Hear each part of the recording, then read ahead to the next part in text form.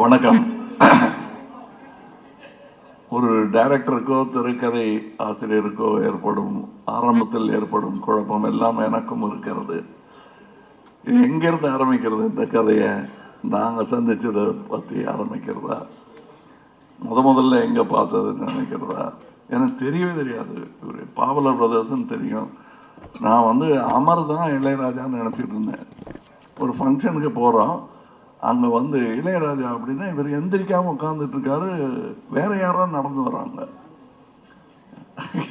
அவ்வளோதான் தெரியும் எனக்கு.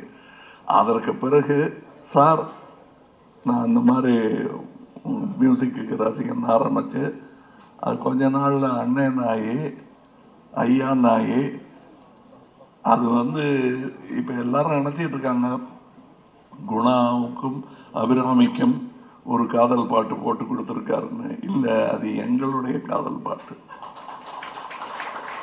என் கண்மணிக்கு நான் எழுதிய கடிதம், அதுக்கு இசையமைச்சிட்டார் அவர். அற்புதமான விஷயம். எனக்கு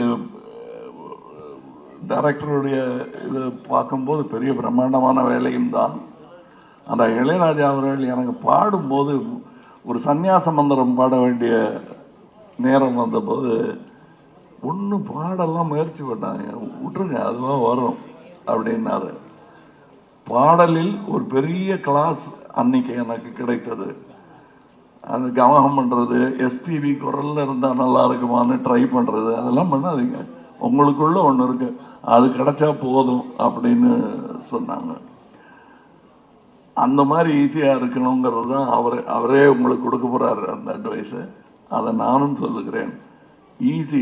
நிறைய பேர் அதைத்தான் தனுஷன் சொன்னார், இந்த ப்ரெஷர் 1000 வரும், பட் நீங்கள் எப்படி அவரை பார்க்குறீங்களோ அப்படி எழுதுங்க. ஏன்னா எடுக்கணும்னு எடுத்தால் 8 பார்ட் எடுக்கலாம். ராஜாவை பிடிக்காதவர்கள் எடுத்தால் அது ஒரு படம். ஆனால் எப்படி எடுத்தாலும் அந்த இசை மேதைங்கிறவர் தனித்து நிற்பார். பிடிக்காதவங்க சொன்னால் கூட இதை மறுக்க முடியாதுல்ல. அவர் 6 அடியெல்லாம் கிடையாதுங்கன்னு ஆரம்பிப்பாங்க பிடிக்காதவங்க. ஆமாம், ஆனால் 1 அடி பாட்டு கேட்டால் போதும். அந்த மாதிரி நாங்கள் இப்போ கூட பேசிகிட்டு இருந்தோம். அதில் பொறாமை பிடித்தவர்கள், நல்ல வேளை எனக்கு இசையில் புரியும் அவ்வளோதானே தவிர பெரிய பேராசை ஒன்றும் கிடையாது. அதனால் எனக்கு அவர் மேலே பொறாமையே கிடையாது. அவர் செய்கிறதெல்லாம் நானே செஞ்சிட்ட மாதிரி சந்தோஷம் எனக்கு. அதாவது எங்கள் அப்பாவுக்கு பாடவே வராது. சரிகம பதனிசாவை சானிதப்பா மகரிசான்னு பாடக்கூடிய அளவுக்கு தான் சங்கீதம் தெரியும். ஆனால் ரசிப்பார். அவர் தான் நாங்கள்லாம் பாடணும், இப்படி எனக்கு வரல உனக்கு வரணும், வருது உனக்கு கற்றுக்க அப்படின்னு சொன்ன மாதிரி எங்கள் அப்பாவுடைய நிலையிலிருந்து தான் நான் இவரை பார்க்குறேன். நான் எனக்கு வராதெல்லாம் இவருக்கு வருது. அதைத்தான் பாரதி ராஜா சொன்னார். எப்படி இது அப்படின்னு ஆச்சரியப்பட்டுக்கிட்டே வருடங்கள் கடந்து விட்டன. வெவ்வேறு ஆங்கிள் இருக்குங்க இவரை பற்றி. இவங்க கூட வேலை பார்த்தவங்க சொல்கிற ஒரு கதை, மியூசிஷியன்ஸ் சொல்கிற கதை, இசையெல்லாம் தெரியாமல் வாழ்க்கையில் இளையராஜாவை தன்னுடைய டைரியாக யூஸ் பண்ணுறவங்க சொல்கிற கதை. எனக்கு கல்யாணத்தும் போது இந்த பாட்டு, எனக்கு முதல் குழந்தை பிறந்த போது இந்த பாட்டு அத்தனை பேரும் அதை பேசுகிறாங்க. நான் இப்போ எல்லாரும் சொல்லும்போது இவர் வாழும் காலத்தில், நான் இன்று பிறக்கவே இல்லை என்றாலும் இன்னும் ஒரு 100 வருஷம் கழித்து பிறந்திருந்தாலும் அவர் வாழும் காலத்தில் தான் வாழ்ந்திருப்பேன். ஏன்னா அவருங்கிறது இசைதான் அப்போ இருக்கும்.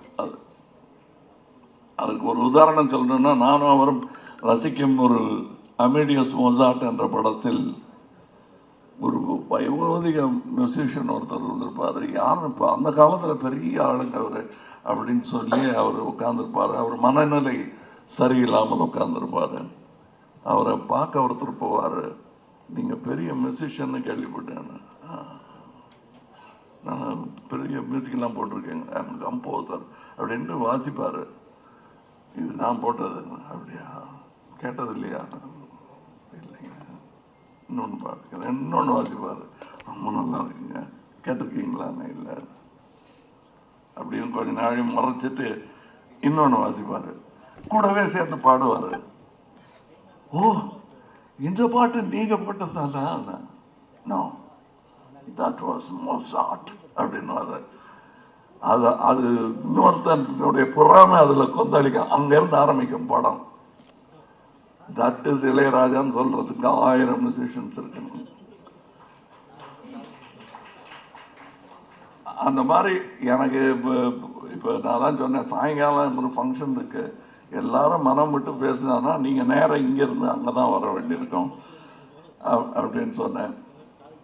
Once again to the director நான் சொல்றது, உங்கள் பார்வையில் உங்களுக்கு சொல்லணும்னு தோன்ற அந்த நிஜத்தை சொல்லுங்கள். ப்ரெஷர் எடுத்துக்காதீங்க. ஏன்னா இந்த படம் இசைஞானி இளையராஜாவை பற்றிய படம் மட்டும் இல்லை, பாரத் ரத்னா இளையராஜாவை பற்றிய படம். இது வாழ்த்துல டிமாண்ட், எங்களுடைய டிமாண்ட். இதுலயே கொஞ்சம் பாஷைகள்லாம் கம்மியா இருக்கு, தமிழ், தெலுங்கு, மலையாளம், கன்னடா, ஹிந்தின்னு. இன்னும் இந்தியாவிலேயே இன்னும் நிறைய பாஷை இருக்கு. அத்தனையும் சேர்த்து அவையிலெல்லாம் இந்த கூட்டிட்டு போவார் இவர். இப்போ சொன்னார் இல்லையா தனுஷ், எனக்கு வழி நடத்தணும்னு. உங்களை அவர் இசை வழி நடத்தி ரோடு போட்டு கொடுத்துரும் உங்களுக்கு. எல்லா ஊருக்கும் போகலாம், போக வேண்டும். நான் எனக்கு பொறாமையே கிடையாது.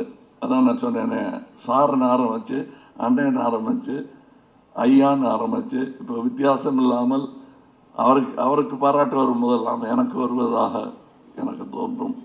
அப்படிப்பட்ட ஒரு பாராட்டு விழாவாகத்தான் நான் இதை எடுத்துக்கொள்கிறேன். இதில் இன்னும் நிறையா சொல்வதற்கான விஷயங்கள் எனக்கு இருக்கிறது. ஆனால் இதற்கு பிறகு இசை வெளியீட்டு விழா, பிரீமியர், வெற்றி விழா, நிறைய வாய்ப்புகள் இருக்கிறது. அங்கேயெல்லாம் பேசுவதற்கு நிறைய இருக்கிறது. பேசலாம். வாழ்த்துக்கள். வணக்கம்.